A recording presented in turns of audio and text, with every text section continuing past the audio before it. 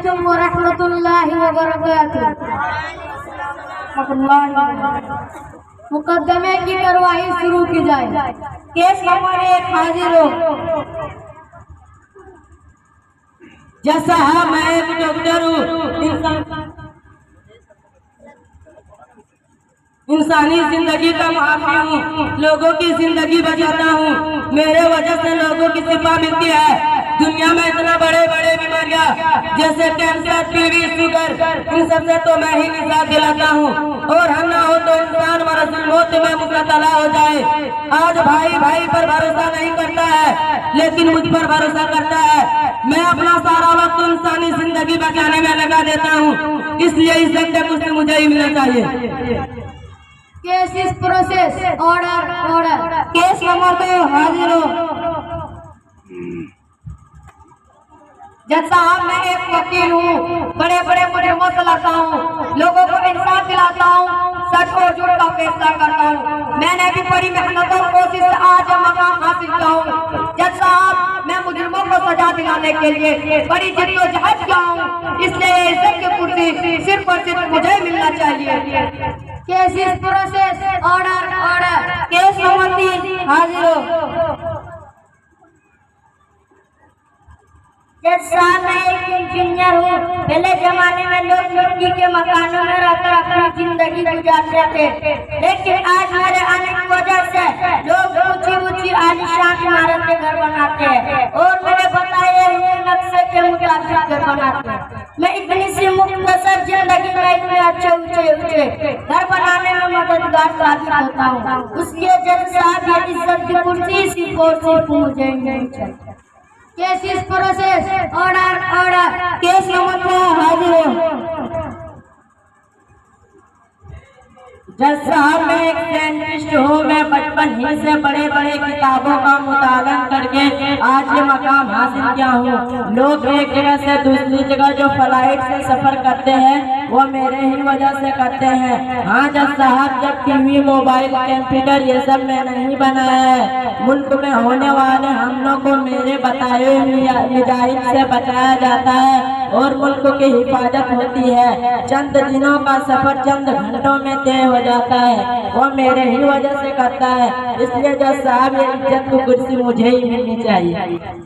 Case इस process. Order. Case number 5 हाजिर हो।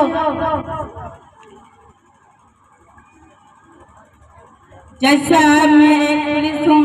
मैं आप सभी को ये बताना चाहता हूँ किस तरह के मुजरिमों को मैं पकड़ता रहता हूँ और उन्हें जेल में डलवा कर सजा दिलवाता हूँ और वतन में रहने वाले लोगों की हिफाजत करता हूँ, रातों में गश्त करता हूँ। मुझे मालूम होता है कि वहाँ खतरा है, इसके बावजूद भी मैं अपनी जान को खतरा में डालकर वहाँ जाता हूँ और लोगों की हिफाजत करता हूँ। कोई न कोई त्योहार आ ही जाता है, कभी ईद, कभी बकरीद, कभी होली, कभी दिवाली। त्योहार ही त्योहार, एक दिन भी छुट्टी नहीं मिलता है, कभी तो अपनी जान ही गंवानी पड़ता है। जज साहब, मुझे आपसे ये दरखास्त है कि ये इज्जत की कुर्सी सिर्फ और सिर्फ मुझे ही मिलनी चाहिए। केस इस प्रोसेस। ऑर्डर। केस नंबर 6 हाजिर हो। जज साहब, आज इन लोगों ने जो दलीलें आपके सामने पेश की है वो सब सही है, लेकिन जो भी हुनर जो भी इन लोगों ने सीखा है, जो भी पेशा किया है, इन लोगों ने बखूबी इल्म हासिल किया है या फिर किसी उस्ताद की जरूरत पड़ी होगी, यकीनन पड़ी होगी। बचपन से लेकर आज तक इन तमाम को एक उस्ताद की जरूरत महसूस हुआ है। जज साहब, और एक उस्ताद ही इस मकाम तक पहुंचाता है।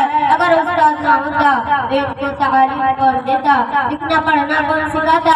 तमाम कामों के लिए एक उस्ताद की जरूरत पड़ती है, तभी जाकर मुस्तकबिल में एक अच्छा इंसान बन सकता है। जज साहब, एक उस्ताद की बदौलत ये इंसान है मुस्तकबिल को सवार कर सकता है और एक अच्छा इंसान बन सकता है। इस नए उस्ताद का ही हाथ होता है। जज साहब, ये इज्जत की कुर्सी इसे मिलना चाहिए, ये इज्जत की कुर्सी सिर्फ और सिर्फ मुझे मिलना चाहिए। Case is process, order order.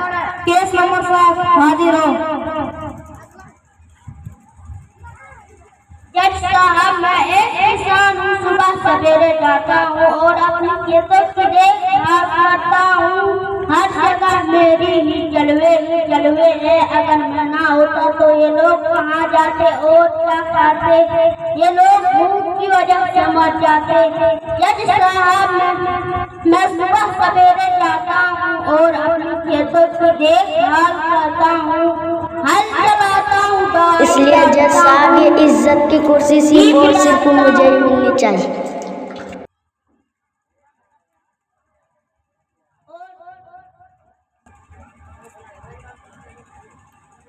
Case is process, order order. Case number 8 हाजिर हो। आप कौन हो? जज साहब, हम वालिदैन। आपको जो कुछ भी कहना है कटघरे में आकर कहे। जज साहब, हम वालिदैन हूँ। मैं पूछना चाहता हूँ कि हमने अपने अरमानों को कुर्बानियाँ देकर, हमने अपने जज्बातों को कुर्बानियाँ देकर इनके अरमानों को पूरा किया है।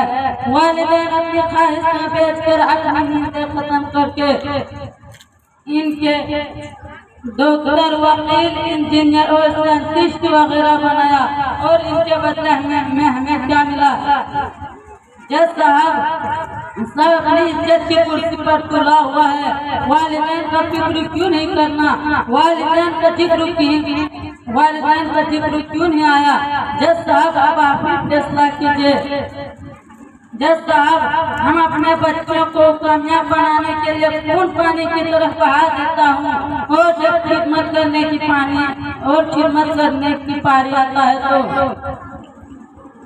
तो औलाद अपनी फिक्र में लगकर वालिदैन को खामोश कर देता है।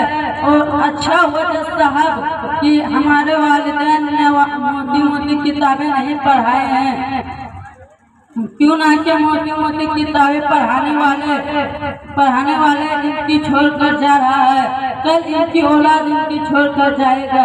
जज साहब, वालिदैन की दलीलें सुनने के बाद अदालत इस नतीजे पर पहुंची है कि ये इज्जत की कुर्सी सही हकदार सिर्फ और सिर्फ वालिद है। जी दोस्तों, मेरा पुलिस बनने से कोई फायदा नहीं जबकि अपने वालिदैन का ही सहारा ना सका।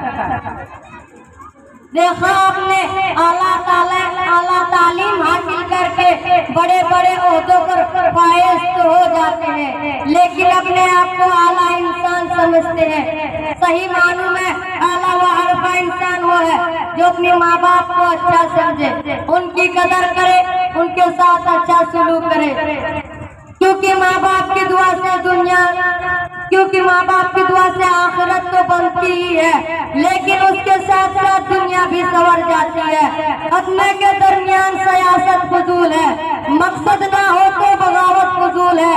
रोजा, नमाज, ज़कात, खैरात हो या हज, माँ बाप खुश ना हो तो इबादत फजूल है। वालिदैन के साथ तुम्हारा सुलूक ऐसी कहानी है जो लिखते तुम हो, लेकिन तुम्हारा औलाद तुम्हें पढ़कर सुनाती है। अस्सलामु अलैकुम व रहमतुल्लाहि व बरकातुहू।